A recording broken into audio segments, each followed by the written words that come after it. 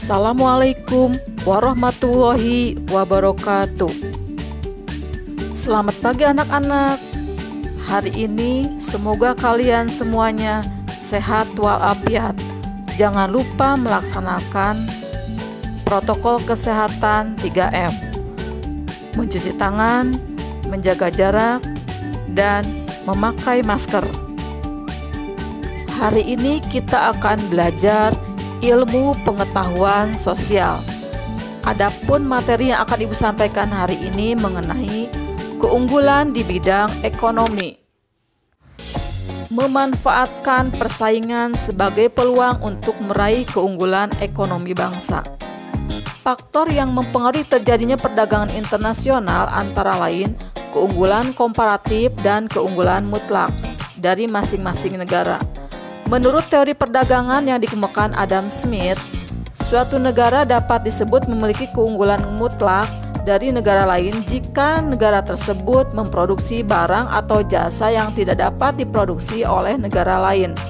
Jadi, keunggulan mutlak adalah keunggulan yang dimiliki suatu negara karena negara tersebut melakukan spesialisasi terhadap barang dan jasa.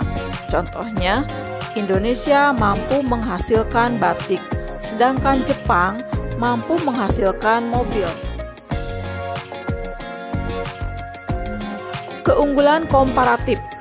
Menurut David Ricardo, perdagangan internasional terjadi apabila ada perbedaan keunggulan komparatif.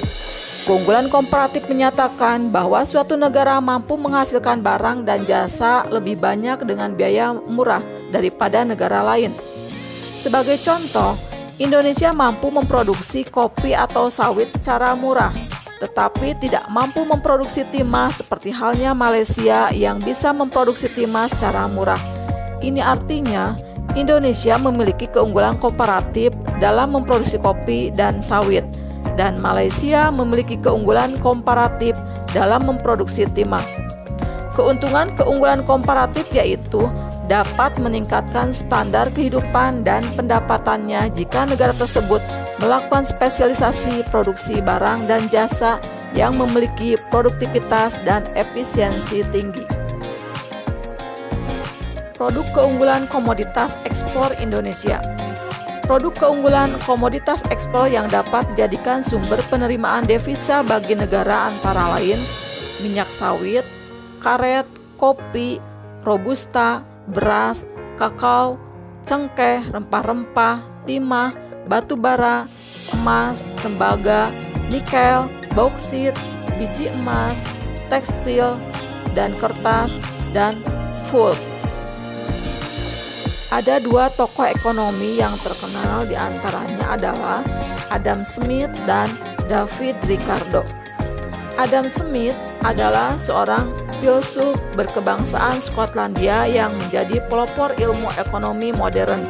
Lahir pada tanggal 5 Juni 1723 dan meninggal pada tanggal 17 Juli 1790. David Ricardo adalah seorang pakar ekonomi politik Inggris. Ia merupakan salah satu pemikir ekonomi klasik yang paling berpengaruh. David Ricardo lahir pada tanggal 18 April 1772 dan meninggal pada tanggal 11 September 1823. Pusat-pusat keunggulan ekonomi di Indonesia antara lain 1. PT Freeport Indonesia. PT Freeport adalah sebuah afiliasi dari Freeport McMoran Copper and Gold Inc. PT Freeport Indonesia menambang, memproses, dan melakukan eksplorasi terhadap biji yang mengandung tembaga, emas, dan perak. Beroperasi di daerah dataran tinggi di Kabupaten Mimika, Provinsi Papua, Indonesia. Freeport Indonesia memasarkan konsentrat yang mengandung tembaga, emas, dan perak ke seluruh penjuru dunia. Adapun kontribusi dan peranan PT Freeport Indonesia bagi negara antara lain 1. Menyediakan lapangan pekerjaan bagi sekitar 24.000 orang di Indonesia. Karyawan Freeport terdiri dari 69,75% karyawan nasional, 28,05% karyawan Papua, dan 2,2% karyawan asing. 2. Menanamkan investasi lebih dari 8, miliar US dollar untuk membangun infrastruktur, perusahaan, dan sosial di Papua. 3. Keuntungan finansial langsung ke pemerintah Indonesia dalam kurun waktu 4 tahun terakhir 59%. 4. Membayar pajak 1,7% dari anggaran nasional Indonesia. 5. Membentuk 0,8% dari semua pendapatan rumah tangga di Indonesia. 6. Membentuk 44% dari pemasukan rumah tangga di Provinsi Papua. Pusat-pusat keunggulan ekonomi yang kedua yaitu Perusahaan Tambang Minyak Negara atau PTMN. Jauh sebelum Perang Dunia II dan Perang Kemerdekaan, perusahaan minyak asing telah membangun kilang minyak di beberapa tempat di Indonesia seperti Wonokromo, Pangkalan Berandan, Cepu, dan Sungai Gerong. Kilang minyak adalah pabrik atau fasilitas industri yang mengolah minyak mentah menjadi produk petroleum yang bisa langsung digunakan maupun produk-produk lain yang menjadi bahan baku bagi industri petrokimia. Produk-produk utama yang dihasilkan dari kilang minyak antara lain minyak bensin atau gasolin, minyak diesel, minyak tanah atau kerosen. Bagaimana proses dalam kegiatan kilang minyak? Minyak mentah yang baru dipompakan keluar tanah dan belum diproses umumnya tidak begitu bermanfaat. Agar dapat dimanfaatkan secara optimal, minyak mentah tersebut harus diproses terlebih dahulu di kilang minyak. Minyak mentah merupakan campuran yang amat kompleks dan tersusun dari berbagai senyawa hidrokarbon. Di dalam kilang minyak tersebut, minyak mentah akan mengalami sejumlah proses yang akan memurnikan dan mengubah struktur dan komposisinya sehingga diperoleh produk yang bermanfaat. Beberapa contoh kilang minyak di Indonesia antara lain sebagai berikut. 1. Kilang Pangkalan Berandan. Kilang tersebut milik Pertamina dengan nama Pertamina Unit Pengolahan 1 Pangkalan Berandan, Sumatera Utara. Kapasitas kilang ini mencapai 5.000 barel per hari. Sayangnya, kilang ini sudah ditutup sejak awal 2007 karena tidak cukupnya pasokan minyak mentah maupun gas. Apalagi kilang ini sudah sangat tua sekali. Sudah ada sejak 1883. Unit pengolahan minyak Pangkalan Berandan memiliki sejarah panjang sebagai pelopor dimulainya eksplorasi minyak di Indonesia. 2. Kilang Dumai atau Seipakning di Riau. Kapasitas kilang Dumai mencapai 127.000 barel per hari. Berbagai produk bahan bakar minyak dan non bahan bakar minyak telah dihasilkan dari kilang Putri 7 Dumai, Sungai Pakning, dan telah didistribusikan ke berbagai pelosok tanah air dan mancanegara. Kilang ini dimiliki oleh Pertamina dengan nama Pertamina Unit Pengolahan 2 Dumai, Kilang Pelaju, Sumatera Selatan. Kilang minyak milik Pertamina ini memiliki kapasitas produksi mencapai 133.000 barel per hari. 3. Kilang Cilacap.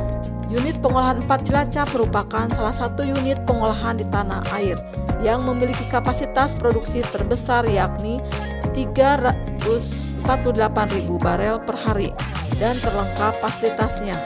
Kilang ini bernilai strategis karena memasok 34% kebutuhan BBM nasional atau 60% kebutuhan BBM di Pulau Jawa. Selain itu, kilang ini merupakan satu-satunya kilang di tanah air yang memproduksi aspal dan base oil untuk kebutuhan pembangunan infrastruktur di tanah air. 4. Kilang Balikpapan. Kilang yang berada di Kalimantan Timur memiliki kapasitas produksi sebanyak 260.000 barel per hari. Kilang minyak ini terletak di tepi Teluk Balikpapan, meliputi areal seluas 2,5 km persegi. Kilang minyak ini terdiri dari unit Kilang Minyak Balikpapan 1 dan unit Kilang Minyak Balikpapan 2. Tugas Kilang Minyak Balikpapan mengolah minyak mentah menjadi produk-produk yang siap dipasarkan yaitu BBM dan non-BBM. 5. Kilang Kasim. Kilang BBM Kasim dibangun di atas areal seluas kurang lebih 80 hektar dan terletak di Desa Malabam, Kecamatan Seget, Kabupaten Sorong, Papua.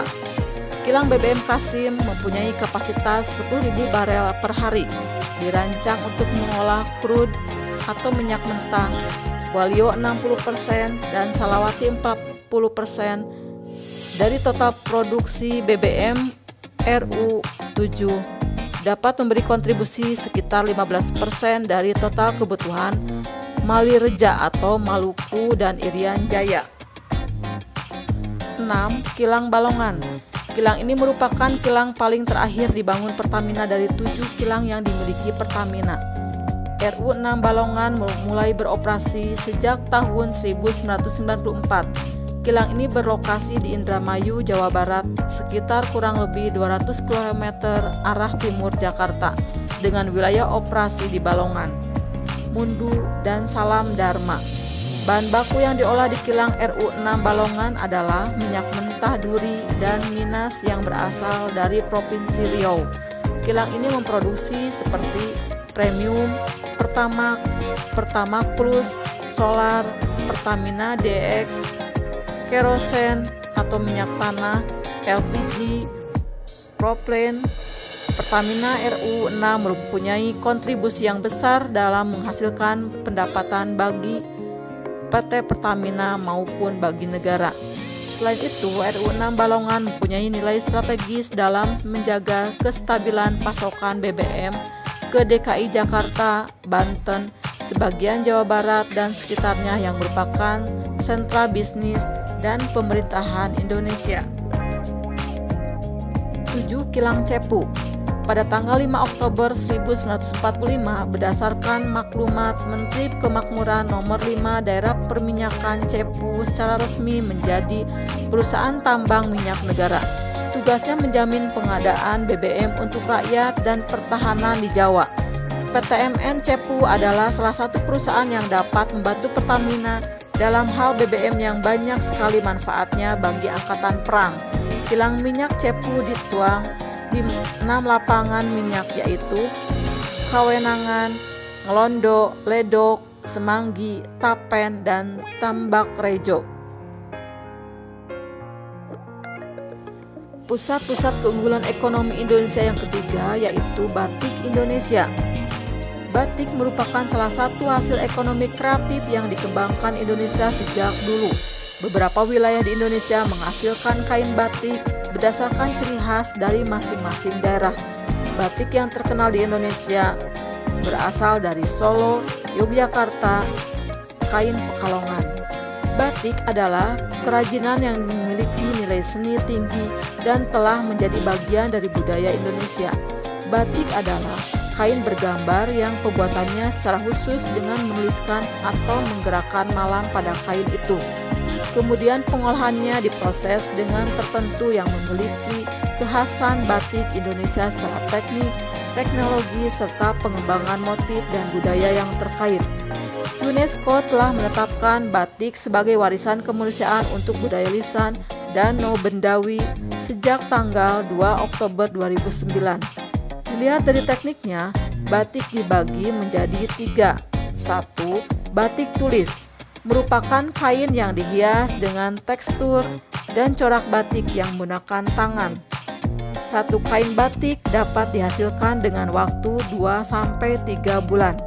2. Batik cap adalah kain yang dihias dengan tekstur dan corak batik yang dibentuk dengan cap. Biasanya terbuat dari tembaga. Butuh waktu 2-3 hari dalam pembuatannya. 3. Batik lukis adalah proses pembuatan batik dengan cara melukis pada kain putih. Pewarnaan pada batik tulis biasanya menggunakan serat-serat alami. Pengaruh pusat-pusat keunggulan antara lain 1. Migrasi penduduk. Perbedaan karakteristik ruang dan sumber daya yang dimiliki pada berbagai negara sehingga setiap negara memiliki keunggulan ekonomi mendorong untuk melakukan mobilitas penduduk. Pergerakan tersebut mencakup pula pergerakan sumber daya berupa barang atau komoditas antar negara. Mobilitas penduduk adalah perpindahan penduduk dari satu tempat ke tempat lainnya. Mereka melakukan mobilitas untuk memperoleh sesuatu yang tidak tersedia di daerah asalnya. Alasan tersebut sangat beragam, tetapi umumnya karena alasan ekonomi. Mobilitas penduduk ada yang bersifat sementara dan ada pula yang bersifat permanen. Mobilitas penduduk yang sifatnya sementara dapat dibedakan menjadi komutasi dan sirkulasi. Mobilitas penduduk yang sifatnya menetap atau permanen disebut migrasi. Migrasi penduduk dapat dibedakan menjadi migrasi internal dan internasional. Migrasi internal adalah perpindahan penduduk dari satu tempat ke tempat lainnya dalam satu negara. Migrasi internasional adalah perpindahan penduduk antar negara. Migrasi internal yang terjadi di Indonesia dapat dibedakan menjadi urbanisasi dan transmigrasi. Pusat keunggulan ekonomi yang ada di Indonesia dapat berpengaruh terhadap perpindahan penduduk atau migrasi. Penduduk akan melakukan perpindahan ke wilayah yang mendekati pusat keunggulan tersebut. 2. Transportasi. Dalam kegiatan transportasi, keberadaan pusat keunggulan ekonomi juga membawa pengaruh besar.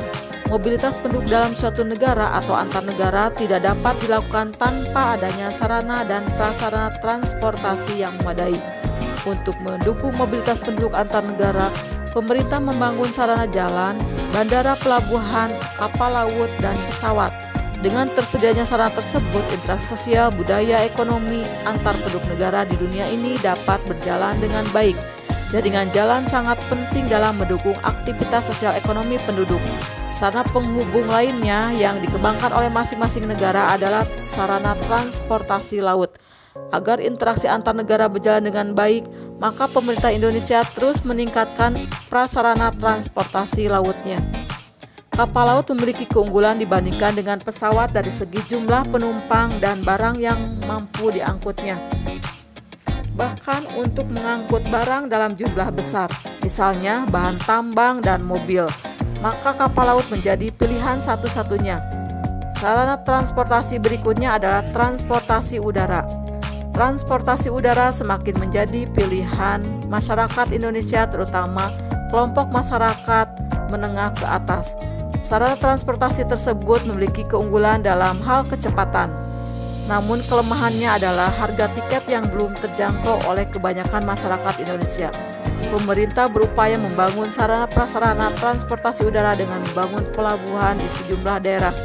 Pesawat udara juga terus ditingkatkan jumlahnya dan kualitasnya sesuai dengan kebutuhan mengikutsertakan pihak swasta. 3. Lembaga sosial ekonomi. Di masa globalisasi sekarang ini, bangsa Indonesia sedang mengalami sebuah perubahan yang besar di berbagai sektor. Ini dibuktikan dengan kemajuan ilmu pengetahuan dan teknologi yang begitu cepat. Dengan kemajuan teknologi dan informasi seperti televisi, komputer, internet, media cetak, dan elektronik mengakibatkan masyarakat Indonesia dapat dengan mudah mengakses informasi, baik dari dalam negeri maupun luar negeri. Lembaga sosial adalah keseluruhan dari sistem norma yang terbentuk berdasarkan tujuan dan fungsi tertentu dalam masyarakat. Dapat juga dikatakan sebagai himpunan norma-norma segala tingkatan yang berkisar pada suatu kebutuhan pokok di dalam kehidupan masyarakat. Lembaga ekonomi bagian dari lembaga sosial yang mengatur tata hubungan antar individu yang menyangkut pemenuhan kebutuhan pokok manusia. Lembaga ekonomi ialah lembaga yang mempunyai kegiatan bidang ekonomi demi terpenuhinya kebutuhan masyarakat. Keberadaan pusat keunggulan ekonomi juga berkaitan dengan bermunculan lembaga sosial ekonomi. Sebagai contoh misalnya sumbangan yang diberikan oleh PT Freeport Indonesia untuk masyarakat Papua, terutama warga yang ada di sekitar area pertambangan perusahaan itu di Kabupaten Mimika, luar biasa. Salah satunya sekolah yang mendidik anak-anak asli suku Amungme dan Kamoro dari berbagai daerah di pedalaman itu dibangun oleh Lembaga Pengembangan Masyarakat Amungme dan Kamoro, sebuah lembaga nirlaba yang mengolah dana kemitraan dari PT Freeport. 4. Pendidikan. Globalisasi di bidang ekonomi akan mempengaruhi pendidikan penduduk suatu negara. Pendidikan bagian terpenting dari pembangunan nasional. Sumber Sumber daya manusia yang berpendidikan akan menjadi modal utama pembangunan nasional, terutama untuk perkembangan ekonomi. Setiap negara berusaha meningkatkan kualitas pendidikan agar menghasilkan sumber daya manusia yang kreatif, inovatif, dan mampu bersaing di tingkat internasional. Keunggulan pusat-pusat ekonomi membutuhkan tenaga-tenaga ahli dan terampil. 5. Pekerjaan. Dengan tumbuhnya pusat-pusat keunggulan ekonomi, maka berdampak bertambahnya produksi barang dalam negeri meningkat. Apabila pusat-pusat keunggulan tersebut mampu menarik minat pasar luar negeri, kenaikan jumlah produksi tersebut berakibat pada bertambahnya kebutuhan tenaga kerja sehingga akan memperluas lapangan kerja. Sebagai contoh, kebijakan Freeport adalah untuk memberikan kesempatan bekerja yang sama kepada seluruh masyarakat Indonesia. Pada tahun 2012, PT Freeport Indonesia memperkerjakan lebih dari 11.700 karyawan langsung dan lebih dari 12.400 karyawan kontraktor. Jumlah karyawan langsung Freeport yaitu 64,04% non-Papua, 34,63% Papua, dan 1,33% asing. Jumlah karyawan Freeport ditambah perusahaan mitra dan kontraktor termasuk Institut Pertambangan Nemangkawi atau IPN. 97,8% Indonesia, 2,20% asing. Sejak tahun 1996, perusahaan telah menggandakan jumlah karyawan Papua. Kebijakan Freeport Indonesia adalah untuk terus memperkerjakan lebih banyak pegawai yang berasal dari Papua. Freeport Indonesia mendirikan Institut Pertambangan Nemangkawi, sebuah sekolah tinggi untuk mempersiapkan tenaga-tenaga kerja asal Papua yang terampil untuk bekerja di area perusahaan. Sekolah itu telah mendidik dan melatih ribuan pemuda asli Papua di mana saat ini mereka telah bekerja di PT Freeport maupun berbagai perusahaan kontraktor serta privatisasinya. Kalian sudah belajar materi keunggulan di bidang ekonomi. Semoga bermanfaat. Kita bertemu kembali di materi berikutnya. Wassalamualaikum warahmatullahi wabarakatuh.